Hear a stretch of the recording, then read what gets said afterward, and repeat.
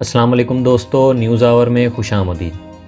میرا نام ہے محسن علی اور آج میں آپ کو ایک کہانی سناؤں گا جس کا عنوان ہے خود غرض دوست۔ تو دوستو، ایک کسان کے گھر میں ایک چوہے نے سالوں سے اپنا بل بنا رکھا تھا۔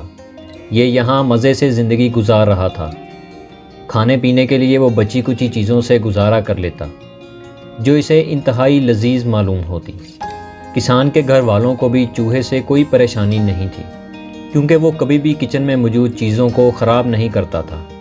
کسان کا ایک چھوٹا بیٹا تھا جو نہایت شرارتی تھا اور اسے کیڑے مکوڑوں کو پکڑ کر انہیں تنگ کرنے میں بہت مزہ آتا تھا۔ یوں ہی ایک دن کھیلتے کودتے اس کی نظر چوہے کے بل پر پڑی تو اس کے ذہن میں شرارت آئی۔ وہ سوچنے لگا کہ کیوں نہ چوہے کو پکڑ کر اسے تنگ کیا جائے۔ یہ خیال آتے ہی اگلے دن بچے نے چپکے سے کچن میں چوہے دانی لگا دی جہاں اسے یقین تھا کہ چوہا ضرور کھانے کی تلاش میں آئے گا۔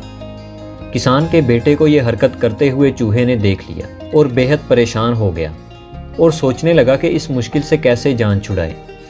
کسان کے پاس مرغا اور بکرا دونوں چوہے کے اچھے دوست تھے۔ وہ باہر آتے جاتے ان سے ملاقات بھی کرتا۔ چوہا سوچنے لگا کہ مشکل کا حل تلاش کرنے کے لیے اسے اپنے دوستوں کی مدد لینی چاہیے۔ وہ ضرور کوئی نہ کوئی حل سوچیں گے یا چوہے کی مدد ضرور کریں گے۔ نظر بچا کر چوہا پہلے مرغے کے پاس پہنچا اور ساری صورتحال بتائی۔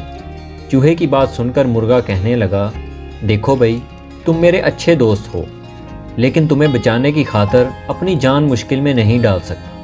اگر چوہے دانی کو غائب کرتے ہوئے کسان کے بیٹے نے مجھے دیکھ لیا تو میرا سوپ بنا کر پی جائے گا۔ مرغے کے پاس سے مایوس ہو کر چوہا منہ لٹکاتا ہوئے بکرے کی جانب بڑھا۔ اسے امید تھی کہ بکرا ضرور اس کی کوئی نہ کوئی مدد کرے گا۔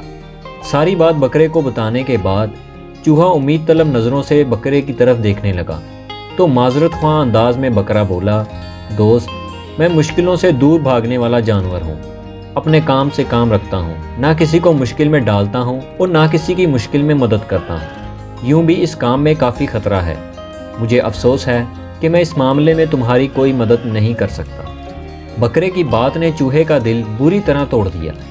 وہ اپنے دوستوں کے اس رویے سے سخت مایوس ہوا اور سر جھکائے ہوئے خاموشی سے اپنے بل میں آ کر لیٹ گیا۔ اب رات ہونے کو آئی تھی۔ وہ سوچنے لگا کہ صبح شاید اسے اپنی بل چھوڑ کر یہاں سے جانا پڑے۔ چونکہ چوہا کافی عرصے سے وہاں رہتا تھا اس لیے وہ بہت زیادہ اداس تھا۔ اسے اپنے بل سے بہت زیادہ محبت ہو گئی تھی۔ اسی اداسی کے ساتھ بل کو تکتے ہوئے چوہا سو گیا۔ رات کو چوہے کی آواز ایک زوردار آواز سے کھلی۔ جلدی سے اٹھ کر اس نے بل سے باہر جھانکا تو دیکھا کہ چوہے دانی میں ایک چھوٹا سا سانپ پھنسا ہوا تھا جو خود کو چھڑوانے کی ہر ممکن کوشش کر رہا تھا۔ اتنے میں چوہے دانی کی آواز سن کر کسان کا بیٹا بستر سے نکل کر آیا۔ اندھیرے میں اسے سمجھ نہ آئی کہ چوہے دانی میں کیا پھنسا ہے تو اس نے ہاتھ بڑھا کر چوہے دانی کو اٹھانا چاہا تو سانپ نے اس کے ہاتھ پر ڈس لیا۔ کسان کا بیٹا تکلیف کی شدت سے چلانے لگا اور اس سے پہلے کہ کسان اس کی مدد کو پہنچتا وہ زمین پر گر کر بے ہوش ہو چکا تھا۔ کسان نے جلدی سے بیٹے کو اٹھایا اور ہسپتال کی جانب دوڑا جہاں 1-2 دن داخل رہنے کے بعد کسان کا بیٹا صحت یاب ہو گیا اور اسے ہاسپٹل سے چھٹی دے دی گئی۔ لیکن ساتھ ہی ڈاکٹر نے تاکید کی کہ کمزوری دور کرنے کے لیے بچے کو صحت مند غذائیں کھلائی جائیں۔ گھر آ کر کسان نے اپنے مرغے کو ذبح کیا اور اس کی یخنی بنا کر اپنے بیٹے کو پلائی۔ اگلے دن کچھ مہمان اس کے بیٹے کی خیریت معلوم کرنے کے لیے آئے تو کسان نے بکرے کو ذبح کر کے اس کا سالن تیار کروایا اور مہمانوں کی خدمت کی۔ چوہے دانی کو کسان نے اٹھا کر گھر سے باہر دور پھینک دیا۔ یوں ایک بار پھر چوہا اپنے بل میں سکون سے رہنے لگا۔ بے شک دوستو، کسی ضرورت مند کی مدد کرنا بڑا ثواب ہے۔ آج اگر ہم دوسروں کی مدد کریں گے تو کل کسی مشکل میں اللہ ہمارے لیے بھی مدد بھیج دے گا۔ دوسروں کے لیے آسانی پیدا کرنے سے اپنے راستے بھی آسان ہو جاتے ہیں۔ اس سے ہمیں یہ سبق ملتا ہے کہ ہمیں ہمیشہ دوسروں کی مدد کرنی چاہیے۔ جب بھی ہمیں موقع ملے کسی کی مدد کرنے کا تو اس کی مدد ضرور کریں۔